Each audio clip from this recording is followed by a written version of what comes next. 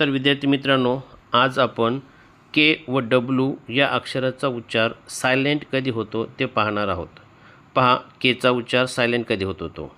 जर के हे अक्षर शब्दाच्या सुरुवातीला आले असेल व त्यानंतर लगेच यन हे अक्षर आले असेल तर तेव्हा केचा उच्चार सायलेंट होतो. फॉर एक्झाम्पल, नाईफ, नो, नी, नॉट, नीट. पहा, के नंतर लगेच यन हे अक्षर आलेलं आहे म्हणून त्या शब्दातील के हे अक्षर सायलेंट आहे. आता आपण डब्ल्यूचा नियम पाहूया. पहा, जेव्हा डब्ल्यू हे अक्षर शब्दाच्या सुरुवातीला येते व त्यानंतर लगेच आर हे अक्षर येत असेल तेव्हा डब्ल्यूचा उच्चार सायलेंट होतो. For example, wrong, wrist, wrap, wreck. या शब्दामध्ये डब्ल्यू हे अक्षर शब्दाच्या सुरुवातीला आलेलं आहे व त्यानंतर लगेच आर हे अक्षर आलेलं आहे म्हणून डब्ल्यूचा उच्चार सायलेंट होतो.